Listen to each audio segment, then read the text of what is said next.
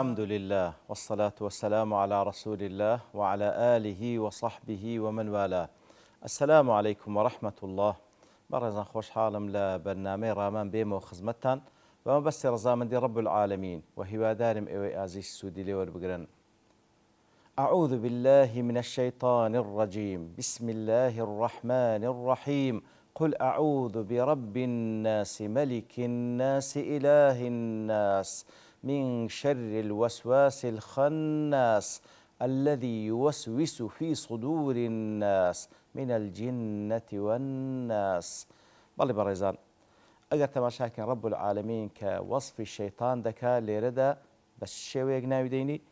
من شر الوسواس الخناس كوات ليردا وصفي دكا بكاريجرترين صفتي كوا ترسناكترين زرري هي لسر إنسان كان كأيش بريتيا وسوسة مبدأ سرتاي إرادي إنسانة لوي ودروز دبيتن لو دلي زوزران دلي أو إنسانة خالية لجناه لتاوان لشر لمعصية بلام كشيطان دي وسوسة دخاتنا ودلي خطرتي بجناه بيكردن دخاتنا ودلو مشكو دلو دروني إتر فيصوره لنفسه ويمنيه ويشهيه إتر دينت بيش ساوي أمنيتي لو دروز دكا ديكات شهويك إنزا هێشتاش دەی ڕازێنتەوە وەسوەسەکانی و وای لێ دەکات کەوا مەیلی لە بۆ پەیدا بیتن هەتاوەکو لی دەکاتە ئێرادە بەردەوام وەسوەسەی دەکا هەوڵ دەدا ئەو ئێرادەیە بەهێز بکاتن هەتاوەکو وای لێ دێ ئەو ئینسانە زەرەر و زیانی ئەو تاوانە لە پێشچاوی و لە مێشک و دڵ و دەرونی نامینێتن عاقبەتی خراپی تاوان لە ناو دڵ و دەرونی نامینێتن ئیتر ئەوەی کەوا لە پێشچاوی دەبینێ فقط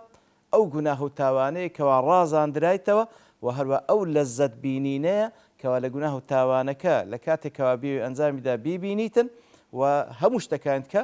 لە بیر دەکاتن هەتا وای لێ دەکا ئەو ئیرادەی دەبێتە عەزیمەیەک تەواو عەزمی جەزم دەکا کەوا ئەنجامی بدا لێ دڵ تەواو بڕیاردا کەوا ئەنجامی بداتن دڵیش وەکو مەلیک و پادشا لەناو لاشەی ئەو ئینسانە وەکو پێغەمبەر صلی الله علیه و سلم دەفەرمی ئینجا ئەندامەکانی ڕادەسپێری ئەندامەکانی لەش کە وەکو جوندیەکن لە بەردەستی ئەو دڵە ڕایان دەسپێری کەوا بە هەر هۆکارێک بی بتوانن ئەو گوناهە ئەنجام بدەن ئیتر شەیطانیش مەدەد و یارمەتیدەری خۆی لە بۆی دەنێرتن تاوەکو ئەنجامی بدا ئیتر باشترین چارەسەر چییە؟ خۆت بدەیە پەنای ئەڵڵا تەعالا بەڵێ خوای گەورە دەفەرمێ الذي يوسوس في صدور الناس دیارە وەسوەسەی ئەو شەیطانە لە دڵ و دەروونی ئینسانەکان بە چەند شێوەیەکە لەوانە هەوڵ دەداتن شەک و گومانی لە عەقیدە لە بۆی پەیدا بکە لە بیر و باوەڕی ئەگەر ئەوەی پێ نەکرا ئینجا هەوڵ دەدا گوناه و تاوانی پێ ئەنجام بدا ئەگەر ئەوەشی پێ نەکرا هەوڵ دەدا ئەو تاعەتانی کە ئەنجامی دەداتن ئەو بەندەیە هەوڵ دەدا ساردی بکاتەوە لە ئەنجامدانی تاعەتەکان ئەگەر ئەوەشی پێ نەکرا تاعەتەکە هەر ئەنجامدا هەوڵ دەداتن مادەم هەر ئەنجامدا با ڕیایی بخاتە ناوی ئەگەر لەوەش سەلامەت بوو ئەو ئینسانە توانی بە ڕیاییش نەیکاتن ئەو جار پاش تەواوبوونی هەوڵ دەدا عوجبێک لەناو دڵ ها ئەو تاعەتم ئەنجامدا و بە زۆر بێتە پێشچاوی بزور بيتا بيشساوي ومن ذلك أنه يوقد في القلب نار الحسد والحقد والغضب حتى يقود الإنسان إلى شر الأعمال وهروها لا فعل كيد بيلانكان الشيطان أوي هول داتن أجري حسودي وحقد رقليبون ولا خلشي لناو دلو دروني دروز بكاتن تاكو لنتيجة أو حقد وحسودي أو رقليبون أوي إنزا هاني بداتن كوا خرابترين كار أنزام دا برامبر بو كساني حسوديان بيدا با حقدي برامبريان دروز دكاتن إتر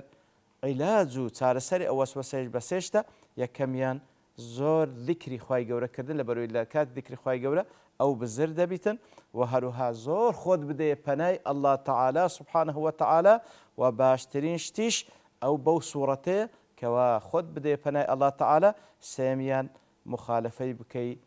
عزم جزم بكي كوا سربيتي شيطان بكي ببيت سوانوا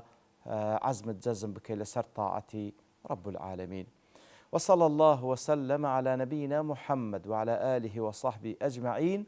وآخر دعوانا أن الحمد لله رب العالمين.